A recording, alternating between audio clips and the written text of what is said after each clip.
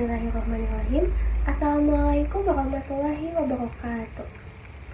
Pada kesempatan kali ini, saya akan menjelaskan materi tentang limit fungsi trigonometri beserta beberapa contoh soalnya.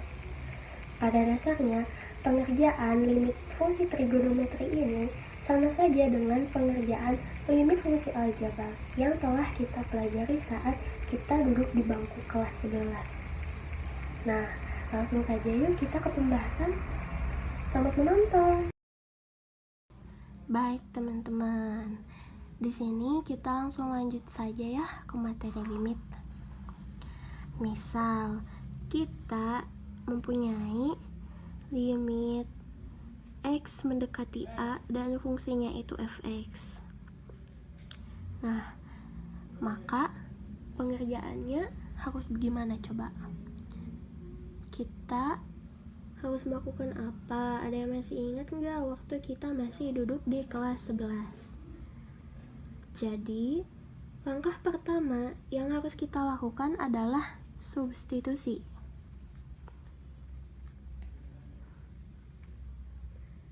Substitusikan nilai A ini ke fungsi fx-nya.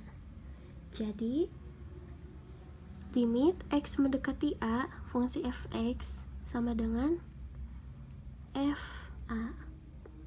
Nah, di saat kita melakukan substitusi ini, maka akan ada dua kemungkinan yang akan kita peroleh.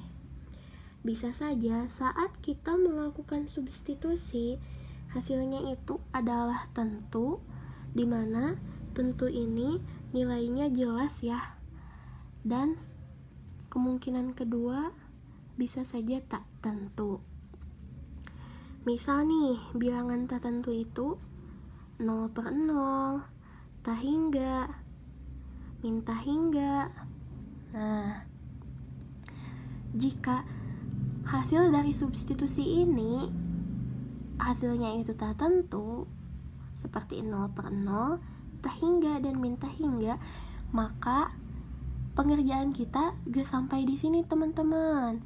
Maka kita harus lanjut lagi ke pengerjaan selanjutnya. Langkah berikutnya ada dua kemungkinan, bisa saja dengan penyederhanaan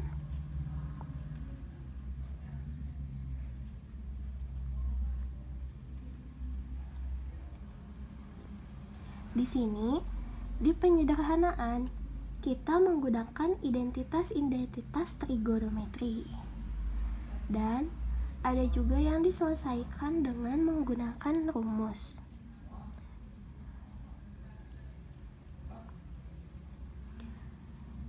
Di mana rumus ini kita menggunakan rumus dari limit trigonometri.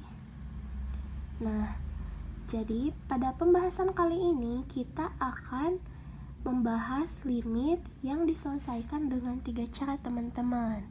Yang pertama substitusi, yang kedua dengan cara penyederhanaan, dan yang ketiga dengan rumus. Langsung saja kita masuk ke contoh.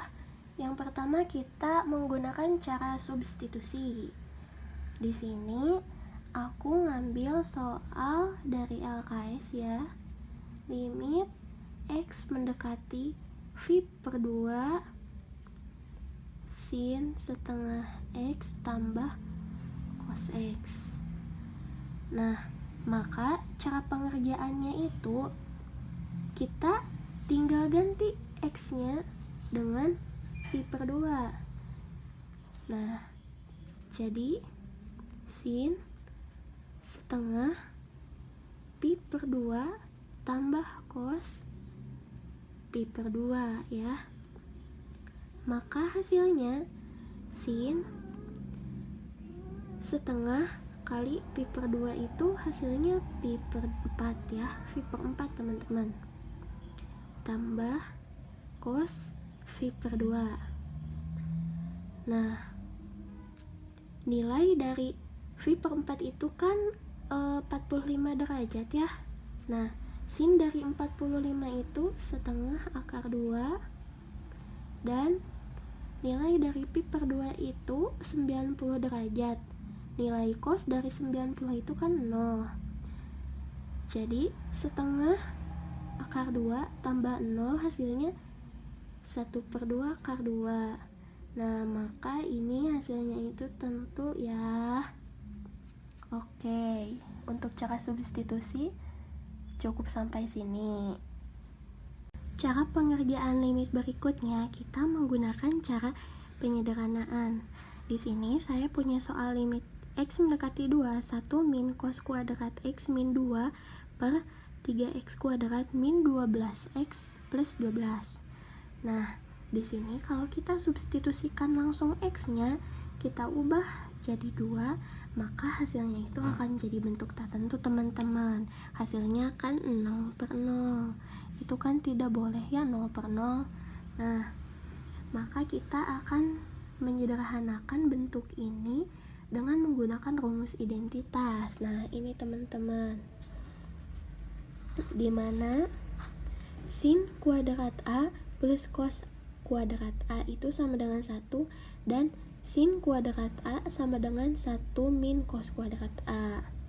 Nah, maka kita sekarang bisa anggap X min 2 ini adalah A, dan kita bisa ubah ke rumus yang ini ya. Nah, jadi limit X mendekati 2 hasilnya sin kuadrat X min 2 per untuk 3X kuadrat min 12X plus 12 ini akan saya sederhanakan dulu. Ini semua bisa kita bagi menjadi 3 ya. Maka di sini saya akan keluarkan 3X kuadrat min 4X plus 4. Betul ya teman-teman? Maka hasilnya itu limit X mendekati 2 sin kuadrat X min 2 per 3. Di sini itu X kuadrat min 4X plus 4 itu nilainya sama saja dengan X min 2 dikuadratkan. Nah, di sini nilai limitnya bisa kita ubah. Limitnya kalau duanya pindah, ini itu akan jadi limit X min 2 mendekati 0. Maka sin kuadrat X min 2 per 3X min 2 kuadrat. Nah, sekarang kita misalkan ya. Kita misalkan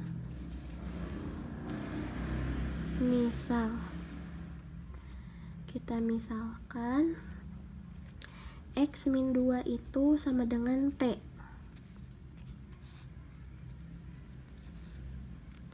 Nah, jadi limit P mendekati 0 itu sama dengan sin kuadrat P per 3P kuadrat. Betul ya teman-teman?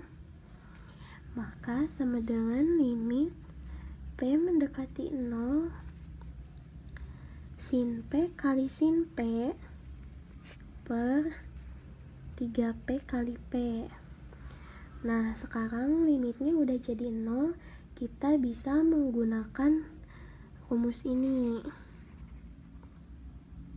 Nah, kita bisa menggunakan rumus ini, dimana sin P per 3P itu sama dengan 1/3, dan sin P per P itu sama dengan 1 ya nilainya. Jadi di sini kita bisa lanjut 1/3 kali 1 itu sama dengan 1/3. Jadi jawabannya itu adalah 1/3. Untuk pengerjaan limit yang terakhir, kita menggunakan rumus. Nah, di sini kita punya soal limit X mendekati pi per 4 cos 2X per cos X plus sin X. Nah, jangan lupa ini kita mempunyai rumus ya.